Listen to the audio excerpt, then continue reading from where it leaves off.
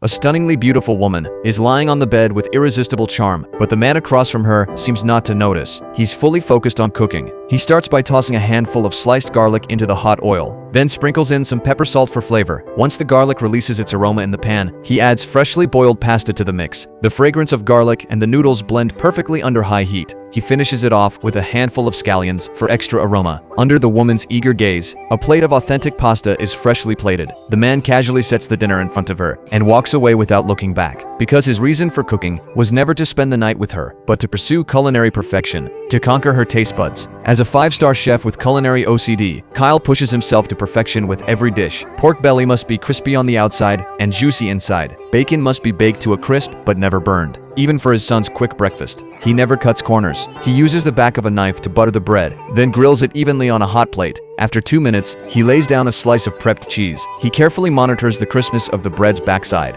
fake to adjust the heat at the perfect time. When the cheese turns golden and gooey, the breakfast sandwich is ready. One bite in, the cheese stretches longer than Spider-Man's webs. His son's face beams with satisfaction. A chef like Kyle, who respects food so deeply, naturally holds a prestigious job. He's the head chef at a popular local restaurant. 6 assistants work under his command, but he prefers to do everything himself. From selecting ingredients to prepping them, from cooking to plating, he handles nearly every step alone. Not because he doesn't trust his staff, but because of his pure love for food. But that same passion he couldn't let go of has driven his life and happiness apart. His obsession with work left his wife feeling neglected. Eventually, she walked away. After their divorce, they agreed that Kyle would take their son to the amusement park every Saturday morning. But today, he was late again, and instead of the promised park visit, it became a father-son grocery run. A famous food critic was visiting the restaurant tonight. Kyle had to buy fresh ingredients in advance to prepare for this renowned critic's visit. Kyle designed several creative new dishes, but just then, the restaurant owner walked in. He ordered Kyle to stick to the house specials. No weird innovations allowed. His creativity and effort were shut down. Kyle was deeply frustrated, but the boss was still the boss, so Kyle had no choice but to comply. He went back to making the same old dish he'd made for 5 years.